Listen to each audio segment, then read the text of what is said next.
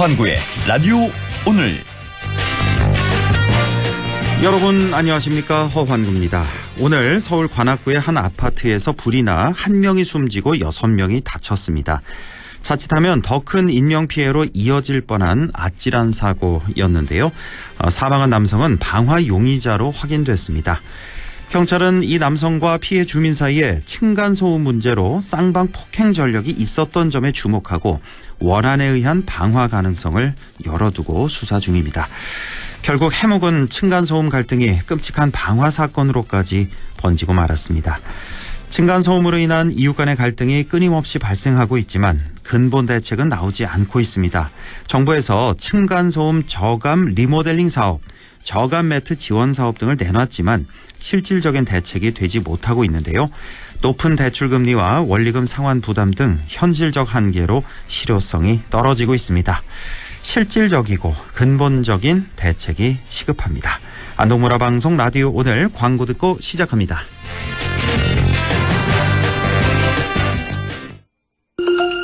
다음은 KGM 소식입니다. 최근 출시된 토레스 하이브리드. 전기차에 가까운 주행 모드로 전기차냐 하이브리드냐 말이 많다고 합니다. 듀얼테크 하이브리드의 뛰어난 도심연비. 결론은 하이브리드, 성능은 전기차입니다. 실구매가 3,100만 원대부터 토레스 하이브리드 KGM. 웰메이드 가지요.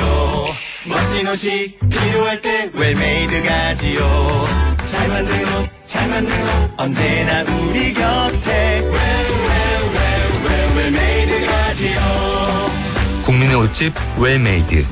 웰메이드에서 만나요. 네, 대선 43일 전입니다. 4월 21일 월요일 라디오 오늘입니다. 1부 양승진의 슬기로운 뉴스 생활 함께하고요. 2부 이슈 오늘에서는 산불 재난 극복을 위한 안동에게 희망을 프로젝트에 대해서 지뢰예술촌 김수형 대표를 연결해 보겠습니다. 이어서 박규환의 세상 읽기 함께하겠습니다. 라디오 오늘 많은 애청 바랍니다.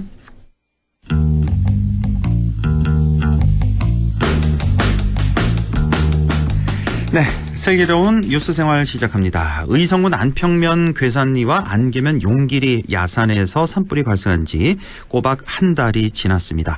장장 150여 시간을 태운 산불로 인해서 의성 외에도 인접한 안동, 청성, 영양, 영덕으로 불이 번지면서 산림 10만 헥타르가 소실이 됐습니다. 자, 오늘은 산불 발생 한 달을 맞아서 이재민 대책과 복구 지원 그리고 특별법 제정 등의 절차가 어떻게 이루어지고 있는지 짚어보겠습니다. 오늘도 매일신문 양승진 기자 연결돼 있습니다. 안녕하십니까? 네, 안녕하세요. 네, 먼저 피해 집계가 어느 정도 완료가 된 것 같은데요. 피해 면적이 기존 당초보다 2배 이상으로 이렇게 됐던데요. 오늘 좀 자세히 알아보겠습니다. 정확한 피해 규모부터 좀 전해주시죠. 네, 통상적으로 이런 자연재난이나 사회재난이 발생을 하면 강력지자체와 기초지자체가 합동으로 피해 조사를 진행을 하는데요. 네. 이번 피해 조사는 지난 15일까지 이뤄졌습니다. 그리고 한 2, 3일 정도 행정안전부 등 중앙정부가 피해 사실을 다시 확인을 했고요. 그 결과 우선 산림 피해 면적이 9만 9천 헥타르 정도로 추산이 됐습니다. 예. 산불 피해 면적을 통상적으로 이야기할 때 축구장 개수를 이제 이야기를 많이 하는데 축구장 약 13만 개 정도 수준의 산림이 이번 산불로 소실이 됐고요. 네. 그리고 주택은 3,800여 채가 피해를 입었는데 이 중에서 한 3,500여 채 정도는 완전히 전소가 됐습니다. 문화유산은 31개소가 피해를 받고 농작물 분야의 피해 면적은 2,000헥타르 정도로 집계가 되고 있습니다. 이 외에도 이제 제가 전해드렸었던 것처럼 피해라던가 인명피해 등이 역대 단일 산불 가운데는 가장 많이 발생을 했습니다. 그렇습니다. 예, 모든 기록을 다 갈아치운 건데. 자, 산림 피해 면적에 대한 얘기부터 좀 해보죠. 산림당국은 진화 작업 당시에 산불 피해 영향구역으로 약 4만 5천 헥타르라고 그렇게 발표를 했는데, 그런데 실제 진화 이후에 조사한 산림 피해 면적이 말씀하신 대로 9만 9천 헥타르, 약 10만 헥타르, 2배 넘게 늘었잖아요.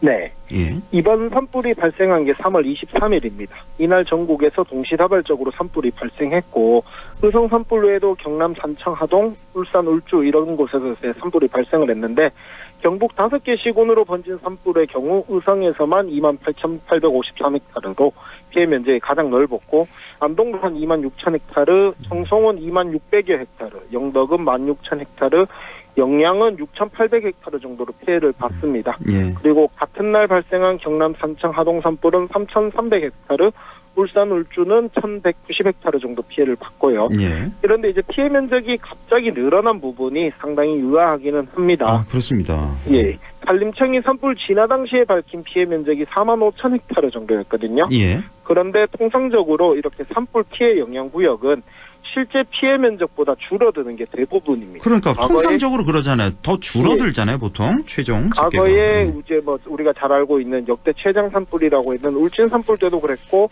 또 안동 산불 때도 그렇게 했었거든요. 그렇습니다. 그런데 이렇게 이제 피해 영향 구역 추산하고 최종 피해 면적이 차이를 오히려 늘어난 것만 봐도 이번 산불의 특징을 잘 알 수 있지 않을까 이렇게 생각이 됩니다. 아, 최종 피해 면적이 더 늘어난 거. 이게 이번 산불의 특징이다라는 말씀이신데 조금 더 그렇죠. 구체적으로 어떤 특징이라 말씀이시죠? 기본적으로 이제 산불 진화 작업에 대해 이야기를 하면 예. 낮 시간대에는 헬기를 투입해서 이제 진화를 총력 진화 작업을 벌입니다. 예. 그리고 야간 시간대에는 제가 예전에도 한번 전해드렸는데 헬기나 장비 투입이 여의치 않기 때문에 주로 방화선을 구축을 하거나 민가에 불이 번지지 않도록 초점을 맞추거든요. 예. 대부분 산불 진화 작업이 이렇게 되는데 이번 산불은 약 150시간 정도. 그러니까 밤샘 진화 작업만 6번 정도를 했더라고요. 예. 그런데 야간 진화 작업에는 방화선 구축도 중요하지만 다음날 진화 작전을 수립하는 것도 중요합니다. 그렇겠죠. 드론을 띄워서 산불의 진화 방향을 예측을 하고 또 뭐 피해 영향 구역 등을 이렇게 추산을 하게 되는데 이번 산불의 경우에는 불이 급격히 확산했던 3월 25일 그러니까 의성에서 안동으로, 안동에서 청송으로, 청송에서 또 영양과 영덕으로 불이 번졌던 그 시기부터 야간의 진화 계획 수립을 위한 산불 피해 영향구역 추산과 같은 절차가 모두 중단이 됐습니다. 아, 야간 진화 계획 수립을 위한 뭐 여러 절차가 중단됐다. 자, 그럼 왜 그렇게 됐던 거죠? 강한 바람, 그러니까 이날 하루에만 초속 27m가 넘는 강풍이 불었고 불이 급격히 확산했습니다. 예. 강풍으로 불이 확산하면서 피해 지역은 5개 시군으로 넓어졌고요. 또 사망자도 곳곳에서 나왔고 민가로 불이 옮겨 붙기같이 했습니다. 이런 과정 속에서 통상적으로 야간에 해오던 작업들이 제때 이뤄지지 않았다 이렇게 해석을 할 수 있을 것 같은데요.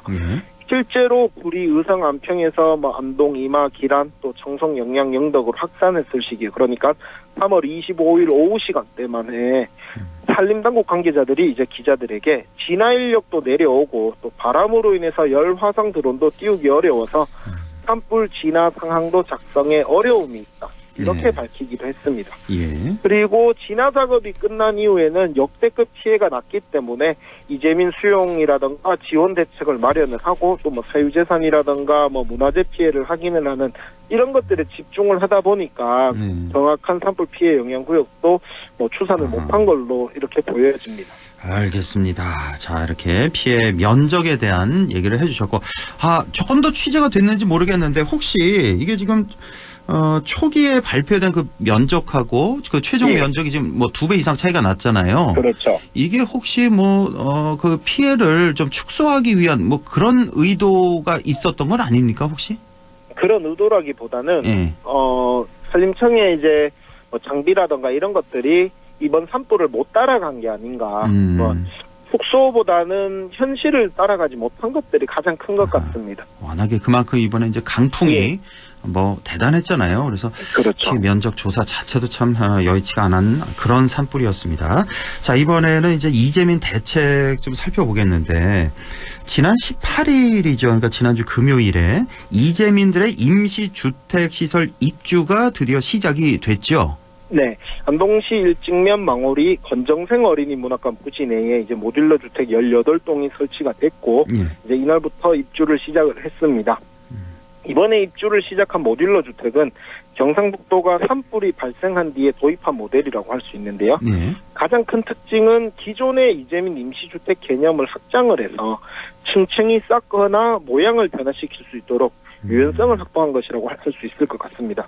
그리고 40년 정도 사용이 가능하다고 하거든요. 40년이나. 예. 그래서 앞으로 발생할 수 있는 재난 상황들, 뭐 예를 들면 산불도 그렇고 홍수라든가 이런 것들에 이제 대비해서 활용할 수 있도록 할 계획인데요. 그래서 이제 모듈러 주택은 안동에 18동을 비롯해서 의성에는 42동, 청송에는 20동, 영양에는 41동, 그리고 영덕에는 90동 정도 총 213동이 이제 공급될 예정입니다. 모두 모듈러 주택은 211동이 이제 공급이 된다. 우리 저 곳곳에.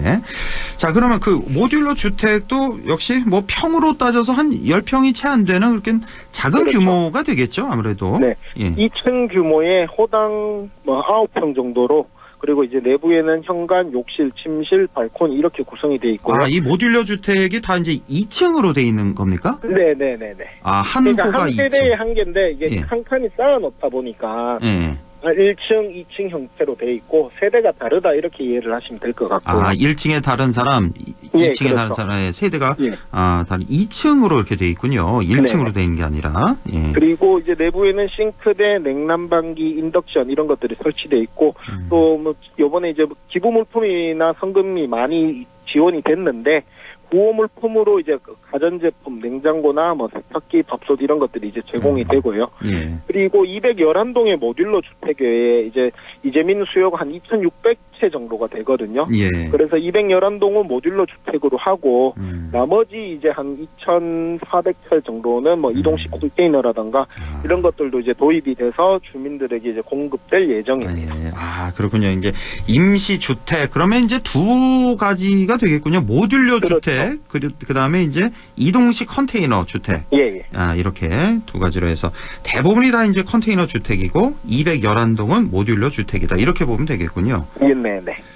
혹시 그 모듈러 주택이 이동식 컨테이너 주택보다는 조금 더 나은 환경인가요? 아니면 일단 뭐 가격 비슷한가요? 자체가 비싼데 더 저도 이제 비싸요? 제가 뭐 건축의 전문가는 아닌데 예. 이동식 컨테이너 같은 경우에는 이 냉난방을 했을 때 이제 난방을 예로 들면 이게 전기 판넬을 이용을 한다 그러더라고요. 바닥을 전기 판넬. 예. 근데 이제 모듈러 주택은 일상 우리가 생활하는 보일러처럼 그렇게 활용을 할 수 있는 게 가장 큰 특징, 뭐 차이점이라 그래야 될까? 예. 네, 그런 것 같습니다. 아무래도 건축비가 훨씬 더 들겠군요. 예, 비용적으로는 한 2배 이상 두배 드는 걸로 그 정도. 제가 알고 있습니다. 알겠습니다.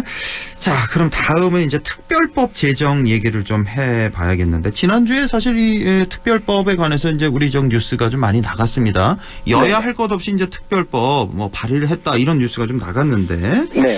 자, 지금 진행이 어떻게 되고 있습니까?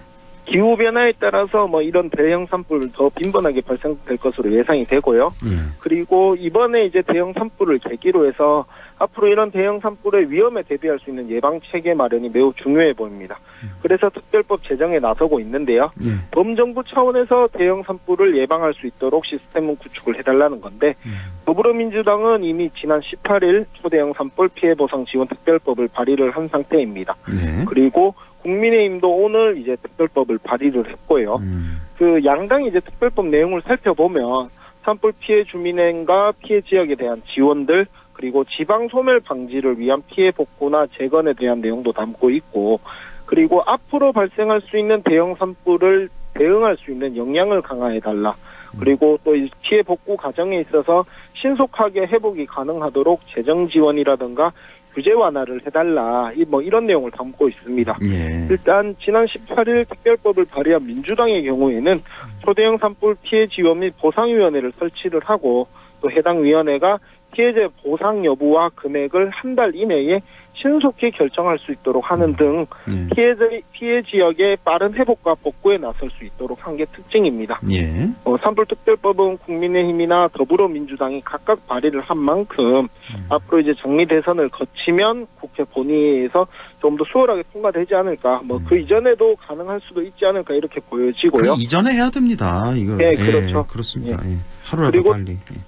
특별법 제정이 이제 조속하게 이뤄지게 된다면 앞으로 뭐 피해 보상이라던가 지원의 부분도 더욱 빨라질 수 있을 것으로 기대가 됩니다. 네, 당장 이번 주부터 빨리 머리 맞대고 여야 할 것 없이 논의해서 빨리 하루빨리 특별법이 통과되도록 그렇게 해야겠습니다.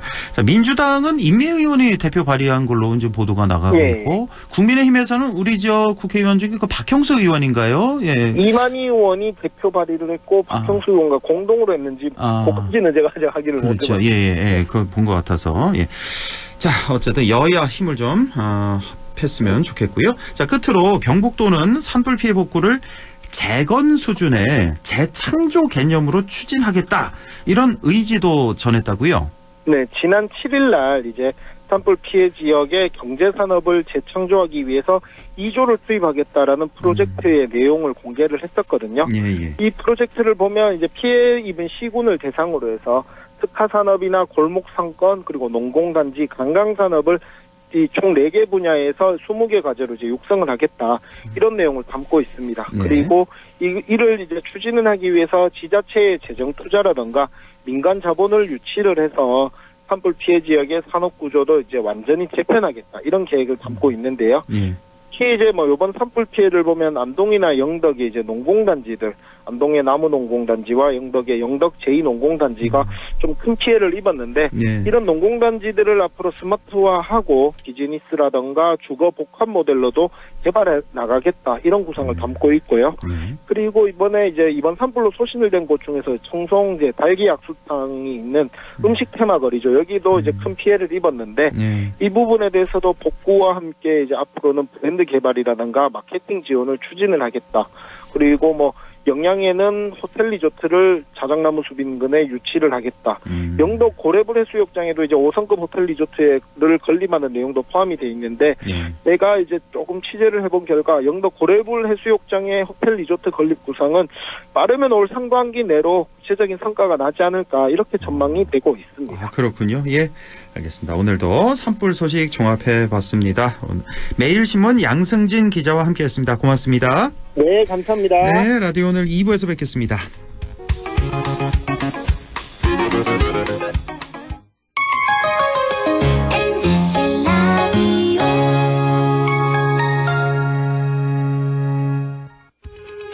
오늘도 안전하게 음주운전 예방수칙 알려드립니다. 첫 번째, 술자리가 예정된 경우 미리 귀가 방법을 정하고 차는 가져가지 않는 것이 안전합니다. 두 번째, 음주 후 자전거나 전동 킥보드를 이용하는 것도 음주운전 처벌 대상에 포함됩니다. 세 번째, 과음을 한 다음 날에는 대중교통을 이용해주세요. 숙취 음주운전 역시 처벌 대상입니다. 네 번째, 음주운전을 방조하는 경우에도 3년 이하의 징역형 또는 1,000만 원 이하의 벌금형에 처해질 수 있습니다. 적극적으로 말려주세요. 위험한 음주운전 미리 예방하여 소중한 생명을 지켜주세요.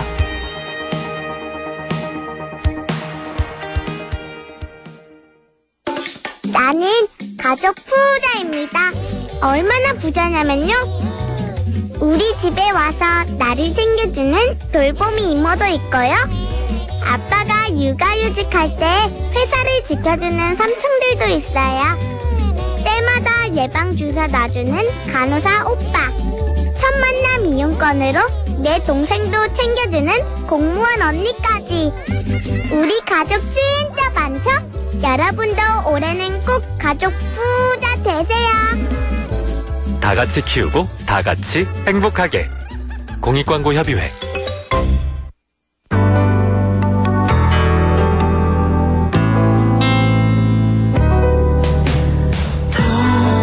어렵던 날도 많았죠. 우리 함께 한다면 따스함을 느껴요.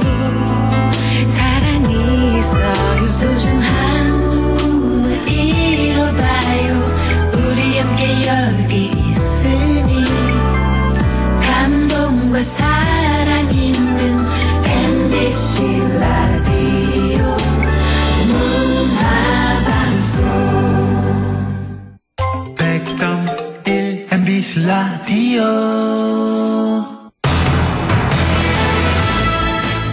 6시 24분 42초 지나고 있네요. 이슈 오늘 시작합니다. 산불 재난 후 직접적인 산림 피해와 인명 피해, 재산 피해만이 아니라 지역 경제 위축과 같은 또 다른 피해도 적지 않습니다. 산불 이후 안동에서는 민간 차원의 재난 극복 프로젝트죠. 안동에게 희망을 프로젝트가 추진되고 있습니다. 자, 지뢰예술촌의 김수영 대표를 연결해서 말씀 나눠보겠습니다. 김수영 대표님 안녕하십니까? 예, 안녕하세요. 예.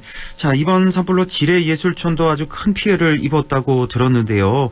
지금 상황이 어떻습니까? 지금 복구는 뭐 엄두도 못 내고 있는 그런 상황이죠? 예, 아직 엄두를 못 내고 있습니다. 얼마 전에 피해 조사는 끝난 상태고요. 앞으로 철거가 이루어져야 되는데 잔해 더미가 엄청나서 언제 시작하고 언제 끝날지 잘 모르겠습니다. 그러니까 뭐 지금 손을 못 대고 있는 그런 상황. 얼마 전에 피해 조사가 끝났군요. 그 피해가 어느 정도 규모라고 나왔습니까? 저희가 건물이 14채 있는데요. 14채. 12채가 전소가 됐습니다. 아유, 예. 14채 중에 12채가 전소됐고, 나머지 2채는 아직 완전히 괜찮은가요? 아니면 부분적으로 좀 탔나요? 2채는 멀쩡합니다. 멀쩡하고요. 그나마 좀 다행인데, 예. 자, 이 산불 발생 이후에 지역 상권과 관광 산업은 어떤 영향을 받고 있을까요? 일단 1차 피해하고 2차 피해로 나눠서 봐야 되는데요. 저희 집을 포함한 1,400여 호가 전소된 것이 1차 피해이고 2차 피해는 좀 다양합니다. 숙박업소의 경우에는 1월, 2월, 3월이 비수기라서 주로 4월, 5월에 예약금을 그러니까 미래의 수입을 이제 당겨서 1월, 2월, 3월에 쓰는데 이게 산불로 인해서 4월, 5월 전체가 취소되고 예약이 없습니다. 그리고 예약금만 해도 한 200에서 500 정도 환불해준 상태이고요. 그리고 축제가 취소되면서 축제 관련해서도 일하시는 분들도 일이 없어졌습니다. 거기에 대선까지 겹치면서 6월 대선까지 아무것도 할 수 없는 상태가 되었습니다. 현재 관련해서 축제 관련해서 이제 11월에 정산이 끝나면은 3월까지는 일이 없는데 4월부터 6월 초까지 이 직원이 많은 회사들은 아주 힘들 걸로 보이고요. 그리고 여행사들도 우리 지역 관광버스들이 완전히 멈춰 있는 상태입니다. 그리고 식당들도 손님이 없어서 힘들어하고 있습니다. 참 뭐 전반적으로 다 힘듭니다. 이렇게 모두가 다 힘든 상황인데 지뢰예술촌의 14채가 대부분 다 이제 숙박업을 했던 집들이죠. 예, 맞습니다. 예. 지금은 아까 왜 2채는 멀쩡하다고 하셨는데 거기도 지금 손님을 받기는 좀 힘든 상황이죠. 사당하고 재청이라서 그래요. 손님을 받을 수는 없습니다. 그러니까 이제 전반적으로 이제 경제가 이제 이걸 경제 돈맥 경화라고도 표현을 하던데 이제 꽉 막혀 있는 그런 상황입니다. 참 너무나 야속한 이번 산불인데 이런 가운데 새로운 프로젝트를 우리 대표님이 기획을 하고 계시네요. 안동에게 희망을 이란 제목의 프로젝트인데 자, 어떤 계기에서 이런 프로젝트를 기획하게 되신 걸까요? 제가 지뢰예술촌은 2017년부터 8년 정도 운영하였고요. 그 이전에는 체험학습회사, 축제기획, 공연기획 상권 활성화, 도시재생 쪽에 일을 했었습니다. 그러다 보니까 1, 2차 피해에 대해서 누구보다 잘 알고 있는 상태고요. 그래서 1차, 2차 피해자 서로가 돕는 방법이 없을까 하는 고민을 하게 되었습니다. 그래서 나온 게 이제 안동에게 희망을 프로젝트가 되겠는데 자, 좀 더 구체적으로 이 프로젝트가 어떤 내용을 담고 있는지 자세히 좀 알려주신다면요. 이번 산불 피해 지역 내의 숙소인 오류원, 겸암정, 수해당, 정제종 특분과 좋은 방법이 없을까 하는 이야기를 하다가 관광에 영향력이 많은 인플루언서들을 불러서 숙소를 무료로 제공하고 그렇게 하면 좀 많이 오지 않을까 이런 생각을 했습니다. 그러던 중에 또 안동 숙소 맛집 네트워크가 있습니다. 거기 분들도 동참해 주셔서 이번 프로젝트 이제 그림이 그려졌고요. 숙소가 무료 숙박을 인플루언서들에게 제공하고 인플루언서들은 안동을 여행하면서 콘텐츠를 만들어서 인스타에 올리는 것으로 시작이 되는 거고요. 거기에 시내 이제 맛집이라든지 식당 이런 것들이 할인을 해주고 그 할인된 금액을 소비자가 이번 산불 관련해서 안동시 기부 계좌로 기부하는 선순환 구조의 민간 주도형 운동이라고 보시면 됩니다. 아, 그렇군요. 민간 주도형 운동. 그러니까 뭐 유명한 뭐 인플루언서들을 이제 초대를 하고 또 식당과 맛집들에서 이제 할인을 해주고 그 금액을 또 기부 계좌로 기부하는 그런 선순환 구조의 민간 주도형 운동이다. 이렇게 말씀을 주셨네요. 안동에게 희망을 이 프로젝트에 벌써 많은 업체가 참여하고 있다고 들었는데요. 현재 참여가 어느 정도인가요? 지금 현재 한 50여 곳 정도가 동참해 주셨고 점점 분위기가 참여 쪽으로 바뀌고 있습니다. 예. 또 자원봉사해 주시는 분들이 숙소와 식당에 전화도 걸고 방문도 하여 안내를 하고 있습니다.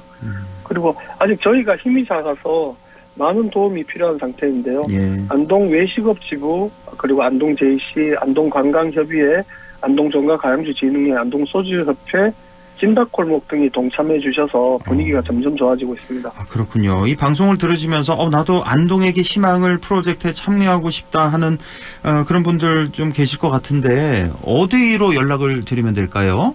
이런 분들은? 찜닭골목이나 이런 데 가시면은 예. 안내문이 붙어 있습니다. 아, 안내문을 다 붙여놨군요. 찜닭골목에. 예, 그리고 또 외식업 지부라든지 안동 JC 관광협의회에 연락하시면 또 연결이 됩니다. 아, 그렇군요. 예. 안동 외식업 지부, 안동 JC, 안동 관광협의회, 안동 종가 가양주 진흥회, 안동 소주협회, 찜닭골목, 이쪽으로 문의를 해보시면 참여를 하실 수가 있습니다. 자, 지금 안동 찜닭골목의 생산자 협회 전체가 다 참여하고 있다고요? 예. 처음에 기획 단계에 찜닭골목에 찾아가서 말씀을 드렸더니 예. 찾아오는 인플루언서들에게 찜닭을 무료로 제공해 주시겠다고 하셨고 예. 그리고 나서 그 다음에는 이제 관광객 의존도가 찜닭골목이 높다 보니까 앞장서서 할인을 하고 기부하는 문화를 만들어 주시겠다고 하셔서 실제로 이번 프로젝트의 원동력이 되고 있습니다. 아, 그렇군요. 예. 혹시 이 산불 이후에 찜닭골목 원래 주말 같은 경우는 찜닭골목 사람이 막 넘쳐나고 앉을 자리가 없고 그 정도잖아요. 관광객들이 많아서. 예. 이 산불 이후에는 좀 많이 좀 한산한가요? 어떻습니까? 산불 바로 직후에는 정말 사람이 없어서 너무 힘들었습니다. 예. 근데 요즘은 조금 회복이 됐나 모르겠네요. 예, 요즘 조금 회복이 되고 있습니다. 전국에서 뜻있는 분들이 단체로도 오시고, 그리고 지금 올라가 있는 그런 인플루언서들의 홍보를 보고 찾아오는 분들이 늘어나고 있습니다. 아유, 예, 다행입니다. 그래서 외지분들은 사실, 거기 그렇게 어마어마한 산불이 났는데 놀러 가기 좀 뭐하지 않냐 이래서 더 안 오시는데 그게 아니죠. 최대한 많이 좀 찾아와 주시는 게 우리 지역을 도와주시는 건데 그런 홍보도 좀 많이 더 해야겠습니다. 예. 자, 전국에서 활동 중인 유명 인플루언서들도 지금 힘을 많이 보태고 있다고요? 예, 5월 말까지 2만에서 145만 팔로를 보유한 인플루언서들이 30에서 40명 정도가 안동을 찾아오기로 했습니다. 아, 그래요? 그리고 지난 4월 15일부터 순차적으로 방문해서 하나둘 안동 관광 홍보 콘텐츠가 인스타그램과 블로그 등에 올라가고 있습니다. 지금 또 참여 문의가 메시지로 오고 있습니다. 아, 그렇군요. 뭐 이번 일을 계기로 해서 좀 전화 위복의 그런 어떤 계기가 될 수도 있겠다. 뭐 이런 희망적인 생각도 가져봅니다. 자, 안동에게 희망을 이 프로젝트 앞으로의 추진 계획과 목표는 무엇인지 또 바라는 점이 있다면 좀 말씀해 주시죠. 이번 산불의 피해가 어마어마합니다. 정부 차원에서 지원하는 것에는 한계가 있어 보입니다. 그리고 1차 피해만이 아니라 2차 피해까지도 함께 해결해야 되는데 거기에는 거기에 지역 집단 우울증이 보여요. 그래서 사람들이 다 무기력하고 해서 이럴 때는 지역의 많은 시민단체들이 서로 돕고 서로 치유하는 활동을 자발적으로 만들어서 서로 도와주셨으면 하는 생각입니다. 그리고 정부에서 지원하는 것으로는 치유가 이루어지기가 조금 힘이 듭니다. 심리적인 부분도 있기 때문에. 그래서 현재 1차 피해자분들은 어려운 상황 속에서도 지금 밭에 나가서 씨를 뿌리고 있어요. 그래서 다시 힘을 내서 움직여야 할 때가 아닌가 이런 생각도 하고요. 예. 그리고 안동에게 희망을처럼 서로 돕는 상생 시스템을 만들어서 또 이후에 발생하는 재해에 이번 사례가 적용되었으면 좋겠다는 생각도 합니다. 그리고 저희도 활동을 기록으로 남겨서 다음에 활용할 수 있도록 좀 만들어 볼 생각입니다. 네, 알겠습니다. 아무쪼록 이번 산불 얼른 좀 이겨내셨으면 좋겠습니다. 산불 그 이전 상태로 하루빨리 돌아가기를 저도 바랍니다. 자, 오늘 말씀 잘 들었습니다. 지뢰예술촌의 김수형 대표와 함께했습니다. 대표님 고맙습니다. 네, 감사합니다. 라디오 오늘에서는 청취자 여러분의 참여를 기다리고 있습니다. 우리 지역에서 발생한 사건 사고 소식이나 함께 토론하고 싶은 내용을 안동 MBC 홈페이지 라디오 오늘 게시판에 올려주시기 바랍니다. 전화와 문자 참여도 하실 수 있습니다. 전화는 851국에 7191번, 문자는 샵 0913번으로 보내주시면 됩니다. 문자는 단문 50원, 장문 100원의 정보 이용료가 있습니다. 여러분의 많은 참여 바랍니다.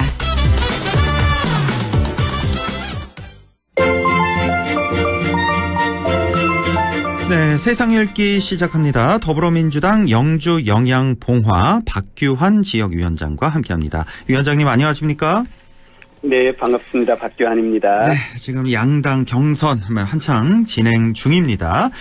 자, 먼저 민주당부터 좀 볼까요? 이재명 후보가 충청권에 이어서 영남권에서도 압승했습니다. 그러니까 전체적으로 누적 득표를 보니까 이재명 약 90, 김동연 약 5, 김경수 약 5, 이 정도 득표를 했는데 전체적으로 어떻게 보셨습니까? 네, 대체로 다 예측했던 대로 지금 진행되고 있죠. 예. 그래서 저는 우리 정치가 사실 계엄으로 인해서 예측 불가능한 그런 아주 혼돈이었다고 한다면 이제 서서히 좀 예측 가능한 이런 정치 일정이 진행되고 있는 것 아닌가 싶은 마음도 좀 들고요. 특히 어제 저희가 이제 영남권 경선을 했거든요. 예. 대구, 경북 그리고 부울경을 모두 이번에 워낙 일정이 급박하다 보니까 한꺼번에 했는데요. 네. 아무래도 이제 이재명 후보가 이렇게 영남의 아들이다 보니까 일단 영남 쪽의 투표율이 아주 높았습니다. 충청에 비해서 훨씬 높았는데요. 저희가 권리당원 전국 대의원에서 한 10만 3천 명이 좀 넘는데요. 그중에 7만 3천 명, 그러니까 한 71% 정도가 투표에 참여했고요. 70% 선이면은 상당히 높은 겁니까? 예전에 상당히 비해서? 높습니다. 높은 이 거예요. 정도면요. 이게 어쨌든 권리당원이나 이런 분들이 그 짧은 시간에 모바일로 혹은 온라인으로 투표하는 것이기 때문에요. 사실은 투표율이 통상 50% 넘으면 그래도 웬만큼 이제 많이 참여했다 이렇게들 생각하는데요. 지금 71% 가까이, 매우 정확히는 높군요. 70.88%가 투표에 참여했고요. 그리고 그 중에서 이제 66,526명. 90.81%가 이재명 후보를 지지했습니다. 영남에서만. 네네. 그러니까 충청에서는 88% 득표했는데 영남에서 이재명 후보에 대한 지지도가 훨씬 더 높게 나왔죠. 그래서 아마 이제 영남 출신 특히 안동, 봉화, 영양이 만나는 곳 청량산 자락에서 출생하셨잖아요. 그러니까 아무래도 이런 점도 좀 더 많이 작용하지 않았을까 싶고요. 자, 그러니까 영남권 발전에 대한 기대감 이런 것이 또 이재명 후보를 통해서 좀 표출되었다 이렇게도 볼 수 있을 것 같아요. 예상했던 대로 앞에 숫자가 8이냐 9냐 그게 좀 궁금할 정도로 압승이 현재 누적은 89.56%입니다. 충청과 이 영남 누적한 게 지금 그 정도죠. 사실은 민주당은 누가 2등을 할 거냐 여기에 사실은 관심이 더 모아지는 것 같은데요. 어떻게 예상할 수 있을까요? 현재 그런데 김경수 후보와 김동연 후보 경쟁하는데요. 지금 현재 충청권에서는 김동연 후보가 앞섰는데 영남권에서는 또 아무래도 우리 김경수 후보가 경남지사를 하셨고, 네, 경남 출신이어서 뭐 그럴 수도 있다고 보는데요. 이쪽 영남에서는 김경수 후보가 앞섰거든요. 그래서 현재는 김동연 후보가 5.27, 김경수 후보가 5.17, 그러니까 0.1% 차로 근소하게 김동연 후보가 앞서고 있는데요. 아직은 좀 더 봐야 될 것 같아요. 특히 이제 호남권에서 다음 이제 토요일에 호남권 경선이 남아 있으니까요. 호남권의 민심이 어느 쪽으로 가느냐에 따라서 그 다음 있을 수도권 민심에도 또 좀 영향을 미치지 않을까 싶고요. 그래서 조금 더 지켜봐야 될 것 같습니다. 자, 뭐 민주당 그 후보별 공약이라든지 뭐 특장점, 뭐 대표적으로 뭐 한 가지 정도만 좀 꼽아 주신다면요.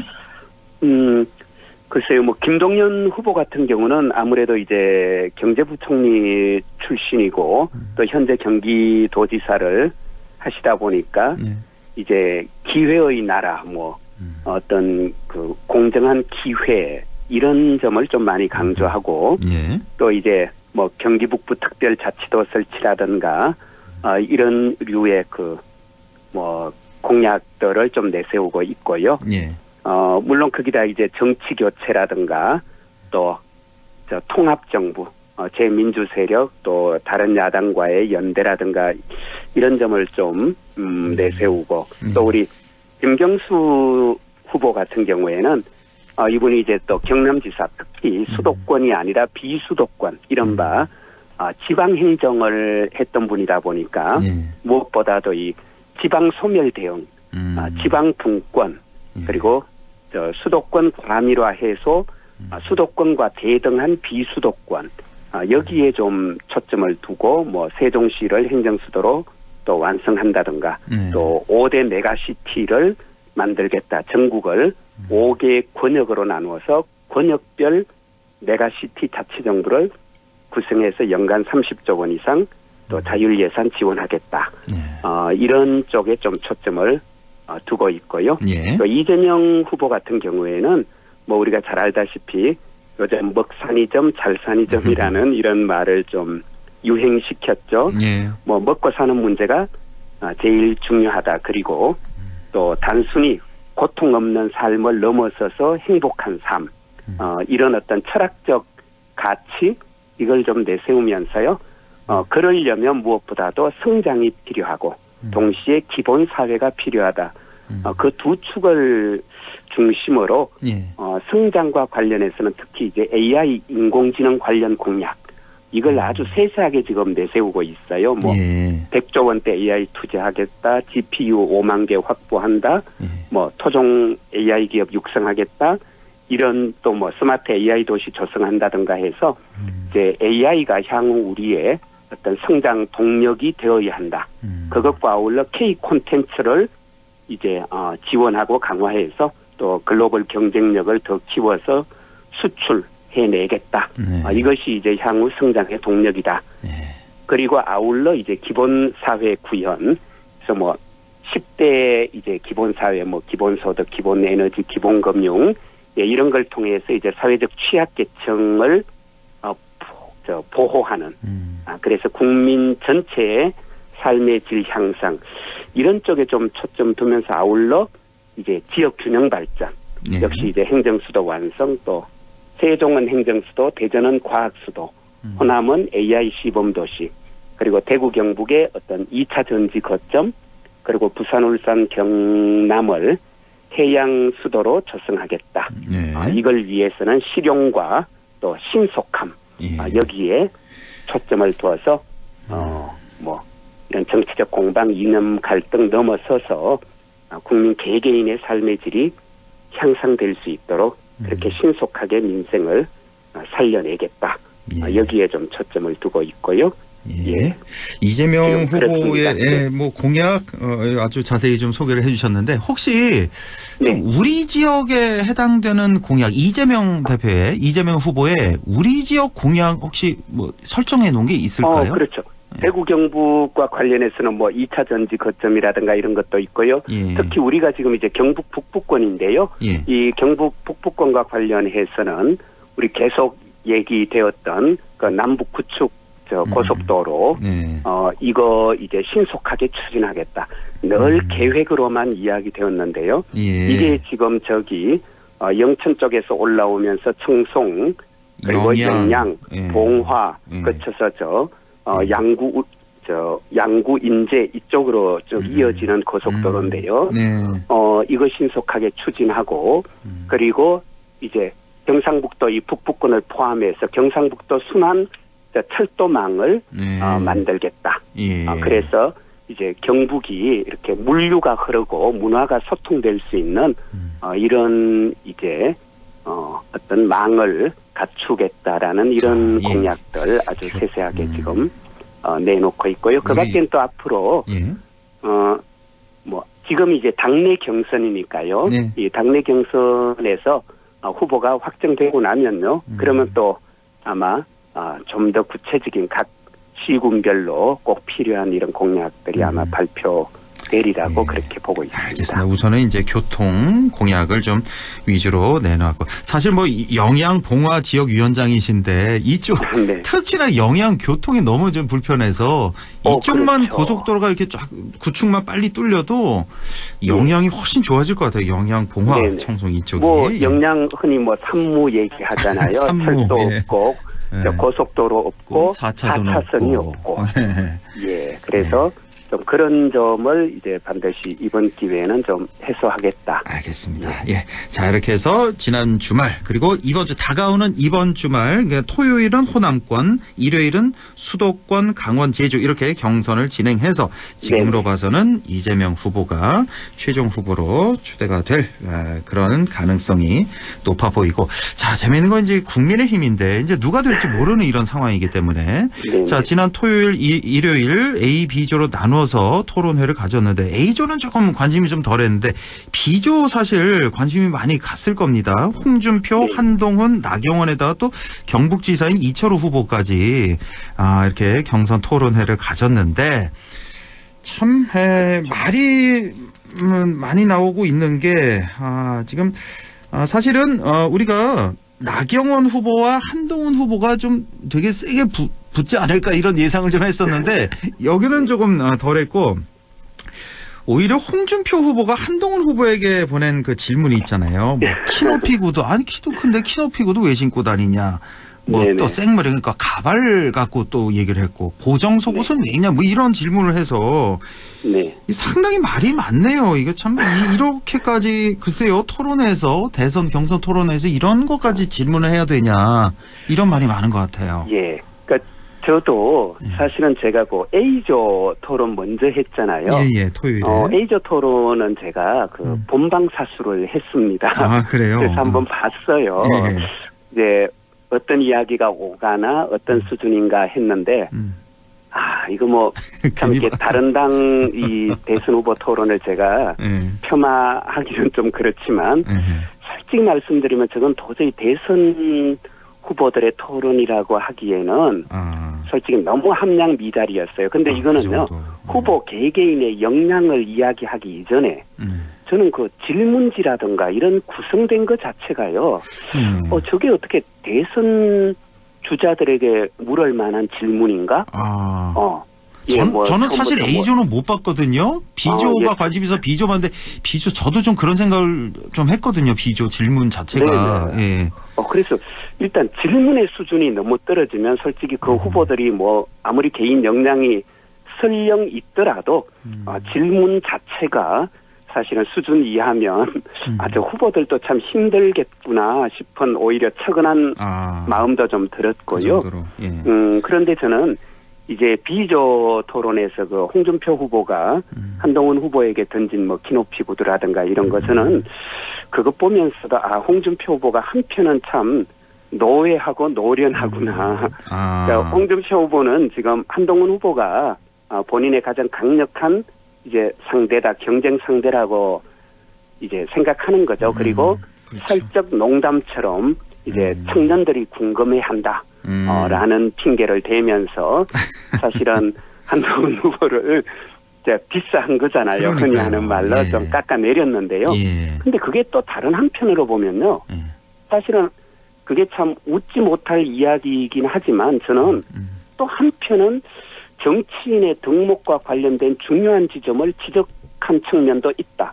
왜냐하면 사실은 그 키높이 구두, 가발, 더구나 가발까지는 그런데 통상 우리 왜 키높이 구두, 보정 속옷 등등 이런 거는 어떻게 보면 내용, 실력보다는 이미지에 치중하는 일종의 이미지 정치의 어떤 모습이잖아요. 그러니까 아직 특히 한동훈 후보 같은 경우는 사실은 정치 경력도 짧고 이런 분인데 좀 더 실력을 쌓고 그리고 자기가 가진 내용, 철학이나 정책이나 이런 것을 이렇게 국민과 소통하기 위해서 내놓는 것이 아니라 키를 높이고 속옷 보정해서 이렇게 좀 근육 있어 보이게 만들고 이런 거는 솔직히 좀 저도 지금 저런 거 할 때 아닌데 저분 이런 생각은 저도 들었거든요. 그래서 그런 어떤 이미지 정치의 문제점,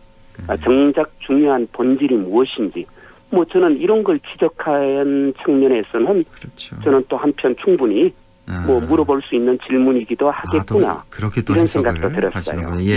그리고 또 하나가 저는 이거 보면서 정말 한마디로 헐 했는데 이거 사실 질문지가 당에서 미리 좀 한번 검토를 쭉 할 텐데 아니 둘 중에 뭐야 이미 둘 중에 하나 선택하는 거 OX처럼 그 바퀴벌레를 다시 태어난다면 다음 생에 다시 태어난다면 바퀴벌레를 태어나겠습니까? 자동차 바퀴가 되겠습니까? 이런 질문을 하는데 이건 어떻게 이런 질문을 하나 싶더라고요. 아니면 저는 저 같으면 그런 생각을 했을 것 같아요. 만약에 저녁 식사를 딱 한 사람만 한다면 이재명이냐 조국이냐 차라리 이런 거는 그나마 그냥 웃어 넘어가는 그런 질문이 될 것 같은데 이건 너무 뜬금없어서요. 맞아요. 그래서 제가 아까 일단 후보들의 역량을 논하기 이전에 그 질문이라든가 이런 구성 자체가 저게 지금 대선 토론인가? 그래서 저는 심지어 이런 생각도 들었어요. 저분들이 대선을 포기했구나. 이미 이제 이른바 이재명 대세론 이번에는 민주당이 집권한다. 이번에는 이재명 대통령 된다. 어쩔 수 없다. 그래서 우리 좀 그냥 여유롭게 웃으면서 좀 편안하게 한번 토론회 해보자. 진짜 이런 생각하나? 하는 생각이 들 만큼 그 정도로. 저도 이해가 안 되더라고요. 이쪽 A조에서도 첫 질문이 MBTI. 보니까 그분들이 MBTI를 오래전부터 관심 가진 것도 아니고 최근에서야 MBTI 이렇게 조사하고 이렇게 했더라고요. 그렇겠죠. 그래서 MBTI 갖고 묻는 질문이나 그래서 이거 너무 대선 토론을 저건 희화화한다 해야 될까요? 아니면 정말 좀 유치하게 초등학교 반장 뽑을 때도 저러지는 않을 것 같은데 하는 생각이 좀 들어서 국민의힘의 수준이 저 정도인가 이런 생각도 해보고 그랬습니다. 어쨌든 이번 경선 토론회를 보면서 민주당 관계자들은 참 속으로 많이 웃었겠다 싶고 왜냐하면 이번 대선이 그렇지 않아도 민주당에게 유리한 대선인데다가 최근에 경선 이렇죠. 한덕수 논란이 있죠. 윤 어게인 신당 논란이 있죠. 또 전광훈 목사도 출마한다 그러면서 또 국민의힘에 대해서 굉장히 또 비판을 했던데 여러 가지 시간이 다 됐어요. 진행자님 웃지 않았을까 하는데 솔직히 마음이 아팠어요. 마음이 아플 정도예요. 왜냐하면 이게 보수가 건강하게 한 축을 형성해 줘야 되는데 그렇습니다. 저분들이 정말 저렇게까지 나락으로 떨어지는구나 싶어서 또 우리 경북에서는 어쨌건 저분들을 지지했던 많은 우리 경북 주민들이 있는데 그분들이 받을 상처 또 어쩌면 또 분노 이런 게 떠올라서 착잡하고 좀 마음이 썩 좋지는 않았습니다. 그렇습니다. 저도 그런 마음이었고 이 방송을 들으시는 국민의힘 당원 지지자분들도 참 마음이 아팠겠다는 생각이 들었습니다. 오늘 여기까지 하죠. 민주당 영주 영양봉화 박규환 위원장과 함께했습니다. 고맙습니다. 네, 고맙습니다.